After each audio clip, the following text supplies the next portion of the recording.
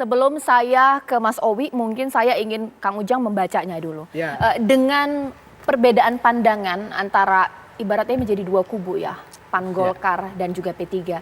Sebenarnya KIB sampai saat ini tuh masih solid atau masa depan itu akan ada atau bagaimana ya? Kalau dulu saya katakan ya, saya konsisten membuat pernyataan. Dulu itu kan KIB, walaupun sering dibantah oleh KIB, oleh Bang Pipa dan lain-lain gitu, bahwa saya bilang ini kan bentukannya Pak Jokowi waktu itu. Iya, saya tetap konsisten itu. Karena suka tidak suka dibantah atau tidak dibantah, faktanya seperti itu. Saya mengatakan bahwa ya katanya Pak Jokowi pembina dan lain sebagainya. Konstruksinya seperti itu awal-awal. Makanya P3 mohon maaf dalam konteks konstruksi itu tidak aneh dan tidak heran kalau mendukung Pak Ganjar. Lalu dalam Rakernas ya di Solo ya Bang ya, di Semarang ya, mohon maaf di Semarang. PAN juga sama ya kan, mengatakan bahwa Pak Ganjar dengan Pak Erik, bahkan ada tambahan cawapresnya Pak Erik, satu paket mengusulkan itu walaupun belum resmi. Lalu katakanlah Golkar memang posisinya agak sulit, agak dilematis. Di satu sisi ya bisa saja ke PDIP, tapi PDIP sudah mengunci, ini agak repot. Kenapa? Ketua tim suksesnya sudah PDIP Mbak Puan. Ketua relawan juga sudah ada juga, Pak Ahmad Basara dan Pak Adian Apitulu dan CS semua. Jadi kalau Golkar masuk ke mohon maaf ya, ke PDIP pun capres tidak dapat, cawapres pun tidak dapat, ketua pemenangan pun tidak dapat. Oleh karena itu rasionalitasnya sebenarnya misalkan ya nanti akan mendukung Ganjar atau Pak Prabowo. Nah yang memungkinkan menurut saya tadi diskusi dengan Bang Pipa ya, mendorong capres alternatif, capres yang lain ya. Misalkan Pak Erlangga selama ini memang sudah dalam Munas ditegaskan juga dalam Rapimnas Golkar bahwa capres Golkar itu Pak Erlangga. Tetapi kenapa tadi ya P3 punya keinginan sendiri untuk mendukung Pak Ganjar. Saya melihat begini, konstruksi KIB di awal tadi bentukan Pak Jokowi, lalu ke Pak Ganjar, dan keinginan PAN juga tadi sudah ke Pak Ganjar. Kalau Erick Thohir dijadikan cawapresnya, saya melihat ada bacaan-bacaan juga Golkar kemungkinan juga ke Pak Ganjar. Kemungkinan kalau di Pak Prabowo-nya Pak Erlangga tidak dijadikan sebagai cawapres. Oleh karena itu saya melihat ya kalkulasi apakah masih utuh atau tidak. Secara politik sebenarnya sih gini ya, kakinya sudah nggak ada satu. Ibarat kaki 5 itu kan nggak ada rodanya satu. Oleh karena itu saya melihat apakah nanti akan solid, ya sulit saya menjawabnya. Faktanya ya enggak. Faktanya enggak solid. Walaupun tadi dibantah oleh Bang Nusron, dibantah oleh Bang Awi dan Bang Pipa juga bahwa ya masih ada kok. Masih seperti dulu kok. Kalau nanti memang sama capresnya kita solid kok. Kalau berbeda ya lain begitu. Nah, yang paling penting ingin saya katakan adalah konstruksi mendorong capres alternatif yang banyak, Mbak. Jadi pilihan gini, momentum 2024 adalah momentum perbaikan bangsa. Dan jangan lupa, tidak ada incumbent. Nah, kalau tidak ada incumbent, ruang anak-anak bangsa, tokoh-tokoh bangsa, ketua partai, lalu kepala daerah, siapapun tokoh yang hebat ya, yang punya potensi besar untuk bisa menjadi capres didorong gitu loh. Ya. Ini penting, karena begini, masa iya gitu loh, kita 4L, mohon maaf, lo lagi, ini menjadi problem. Oleh karena itu, kaderisasi kepemimpinan bangsa itu lahir dari partai politik. Makanya tadi di TV1 disebutkan di awal di layar bahwa misalkan ada komposisi ya, dorongan untuk menjodohkan cocokologi ya Pak Erlangga dengan Pak Zulhas. Nggak ada masalah, asalkan memenuhi kuota 20%, yang punya kapasitas, ya silakan bertanding. Kita buka ruang itu untuk apa? Biar nanti rakyat yang menilai seperti apa kandidat-kandidat yang bertarung nanti. Karena begini, kalau hanya 2 partai, lalu elit-elit mengkerucutkan ingin 2 partai, sama saja kita akan belajar dari pengalaman 2019 yang lalu apa? Kita akan terjadi pertarungan yang hebat dan polarisasi akan makin mendalam di politik kita. Baik, mungkin sekarang saya ke Mas Owi, tolong ditanggapi dong kalau misalnya P3 masih berpikir bahwa KIB ini masih ada, masih solid, P3 tidak meninggalkan KIB, tapi dianggap selingkuh nih, bukan selingkuh, poligami politik oleh Bang Nusron. Mas Owi, boleh dijawab. Ya. Kalau ilustrasinya poligami itu boleh beristri 4. Ini baru 2 aja udah heboh gitu. Ini satu. Tetapi kan ini bukan soal poligami. Bukan soal poligami politik. Ini kan soal kewenangan masing-masing partai. P3 tidak pernah protes ketika Golkar tetap menyodorkan namanya Pak Erlangga sebagai calon presiden hasil Munas. Kan itu kan kewenangan mereka. Nah, kemudian ketika kita punya ikhtiar yang berbeda, mengusung calon presiden yang berbeda dengan nama yang diusulkan oleh Partai Golkar, ternyata teman-teman jadi masalah. Ya itu juga hak mereka juga bersikap seperti itu. Tapi ingin kami katakan bahwa tadi dikatakan P3 harus tahu diri, isu kita ini tahu diri dan Golkar juga harus tahu diri. Jadi kalaupun Pak Erlangga mau diajukan sebagai calon presiden, ya silakan asalkan diterima oleh anggota koalisi yang lain. Kita memang kecil, Pak Jaja, tetapi ini bernilai. Ini kan bukan soal angka. Di politik ini soal angka, tapi soal nilai dan soal makna. Dan ketika kami menyodorkan nama Pak Ganjar, itu ternyata sambutan dari PDIP luar biasa. Karena melihat kami itu bukan dari faktor angkanya yang kecil, tapi nilainya, gitu, maknanya. Nah, kalau kemudian teman-teman misalkan, tadi ada usulan, Golkar mengusulkan tetap Pak Erlangga, terus bergabung dengan Pak Zulkifli Hasan sebagai pakai calon wakil presiden, ya bagus-bagus saja dalam dunia demokrasi. Tapi apakah Pak Zulkiflinya dan juga PAN-nya mau, kalau tersirat dari yang disampaikan Mas Viva, pertemuan di Amerika Serikat itu pertemuan kerja kabinet dan pertemuan kerja politik. Karena dalam Pilpres itu, setiap partai politik manapun inginnya menang. Tidak hanya sekedar ingin kontestan, kalau hanya ingin kontestan ya ikut karnaval aja 17 Agustusan gitu. Tetapi kalau mau ikut Pilpres, ya mencari figur yang menang. Nah, kami meyakini dengan positioning hari ini, dengan melihat perkembangan politik di masyarakat, itu Pak Ganjar merajai hasil lembaga survei dalam beberapa bulan terakhir. Nah, itu kan pilihan rasional. Nah, kalau tadi disampaikan Pak Viva, hari ini memang ya mimpinya beda-beda, rumahnya masih ada. Kalau ternyata nanti mimpinya itu menjadi kenyataan ya berbeda, ya rumahnya ya harus diakhiri, kan begitu.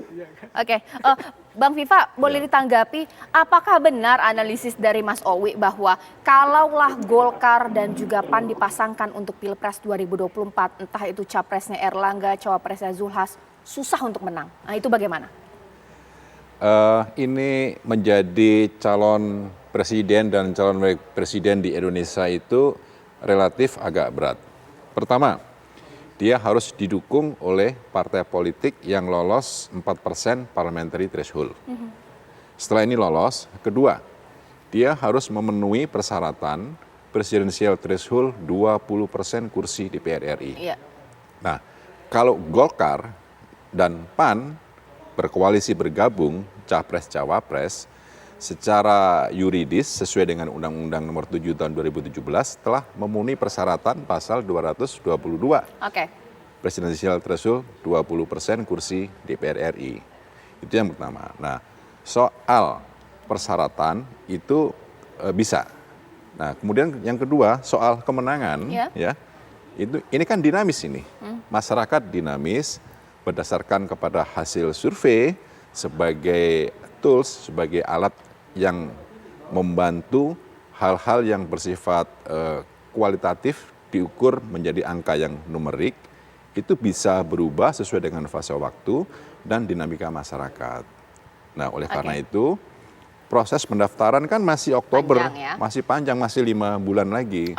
Minggu depan juga masih akan ada perubahan-perubahan, jadi semuanya akan bisa terjadi, Mbak Caca. Iya, Bang Viva Yoga sebenarnya masih melihat bahwa ini masih opsi terbuka, sesuatu bisa terjadi. Tapi mungkin apa yang dikatakan Mas Owi akan saya tanyakan kepada Bang Nusron bahwa kalau saling menyebut siapa yang harus tahu diri dalam koalisi, ini justru berbalik kepada Golkar. Kalaulah Golkar ini mengusung Pak Erlangga, berapa sih popularitas rating atau juga elektabilitas Pak Erlangga juga gak besar-besar juga. Bagaimana Bang Nusron?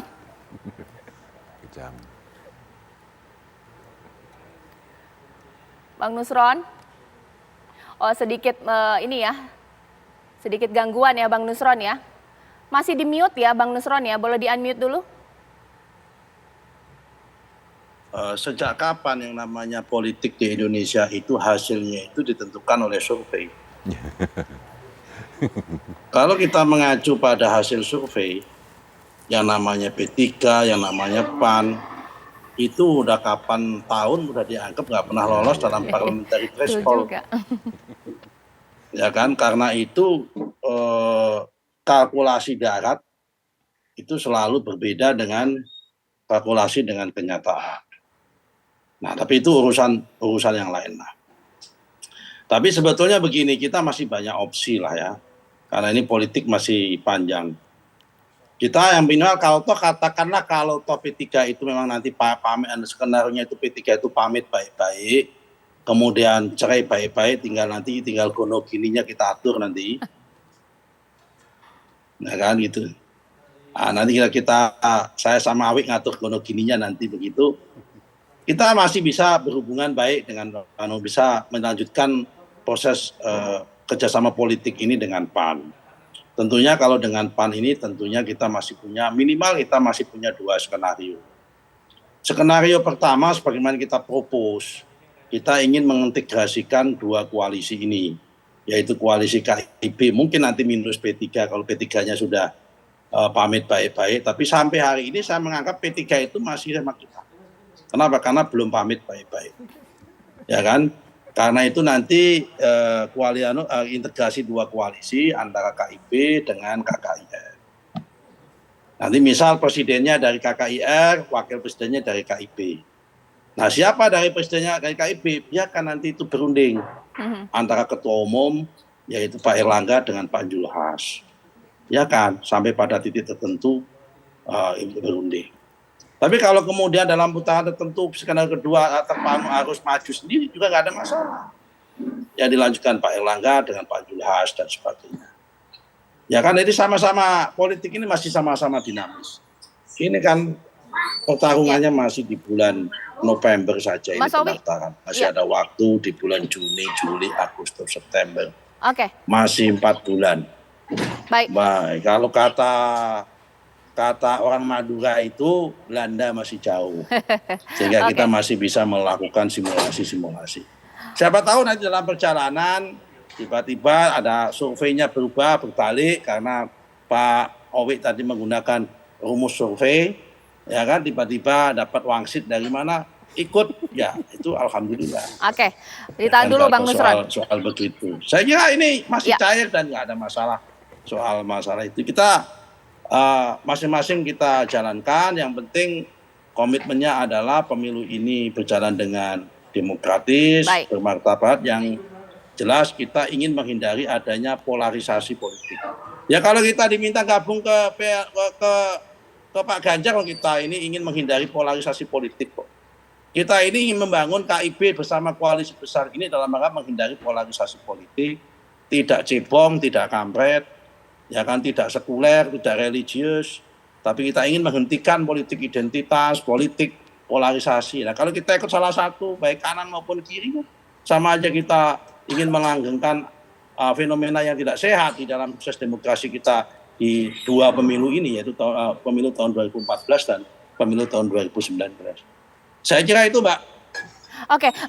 Mungkin sekarang ke Kang Ujang ya, boleh ditanggapi sebenarnya lebih memungkinkan, menguntungkan untuk Partai Golkar dan juga PAN ini merapat kemana sih? Apakah sesuai dengan teman sekoalisi P3 merapat ke Pak Ganjar atau PDIP? Ataukah mereka merapat ke Prabowo, merapat ke Anies, alih-alih mengusung capres dan cawapres sendiri? Ya, saya sih melihat indikatornya 2. Yang pertama rasionalitas. Rasionalitas itu ya siapa yang kira-kira capres yang akan bisa menang. Itu juga dihitung betul oleh partai politik termasuk koalisi partai. Ini nggak bisa kita munafik di sini.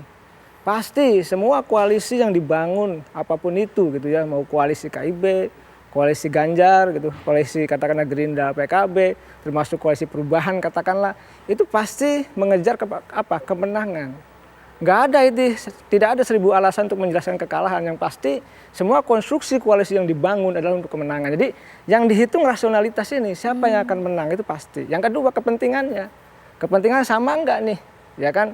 Ya kalau kita bicara misalkan ideologi ya, bicara ideologi, tapi jarang sekali berbicara ideologi, tapi bicara kepentingan. Kepentingannya itu ya misalkan ya apa visi misinya, misalkan programnya sama tidak, atau secara lebih jauh lagi ya terkait dengan pembagian kekuasaan, power sharing ke depan.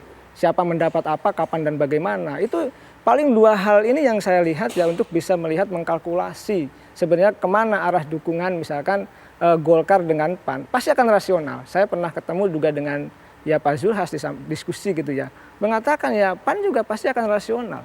Dalam konteks dukung-mendukung itu. Nggak ada yang mau babak belur untuk kalah. nggak ada misalkan yang lemah, ya, yang misalkan mohon maaf memiliki elektabilitas standar, Ya. yang biasa-biasa saja didukung. Ya kita belajar pengalaman 2004 misalkan jauh ya kita Pak SBY menang itu apa faktor indikator parameternya adalah tetap elektabilitas. Pak SBY waktu itu naik turun ke angka 60 bahkan mengalahkan bosnya kan kira-kira begitu. Periode pertama, periode kedua juga Pak Jokowi, mohon maaf, Pak Jokowi periode pertama juga 2014 sama Jokowi efek gitu kan. Itu juga maju mundur naik turun elektabilitas di angka 60 bisa dicek. Artinya tetap standar dalam konteks pertarungan langsung itu tetap pada nilai elektabilitas suka tidak suka. Ya, ataupun memang ada yang elektabilitasnya dibuat-buat, ada lah memang. Ya. Tapi kan kita tetap standar parameter ukuran umumnya bahwa ya yang punya kemungkinan menang itu di elektabilitas. Betul tadi Pak Nusron Wahid bahwa misalkan kalau standarnya survei PAN dengan P3 sudah lama ya, di bawah ambang batas, tapi faktanya selalu ada di Senayan kan begitu. Ya. Ya, itu ada pengecualian dalam konteks itu, ada margin error dan lain sebagainya. Tapi bagi saya tetap Ya. standar ukuran capres itu tadi Golkar dan PAN akan rasional dalam konteks menentukan apakah ke Pak Ganjar atau ke Pak Prabowo dan tadi kepentingan itu. Jadi rasionalitas dan kepentingan menurut saya menjadi sesuatu yang sebuah keniscayaan Ya. yang dibangun oleh kedua partai tersebut. Secara rasional bahkan mungkin secara pragmatis bahwa partai politik ini mengusung capres tertentu adalah memikirkan faktor kemenangan. Semua pasti ingin menang, semua ingin mendapatkan kekuasaan pasca pemilihan dan juga menyelamatkan partai. Nah, untuk partai-partai yang dianggap tidak akan lolos ke Senayan seperti P3 salah satunya, apakah mendukung Pak Ganjar cara paling cepat dan jitu untuk memastikan ada kotel efek? Lantas bagaimana dengan PAN sesaat lagi?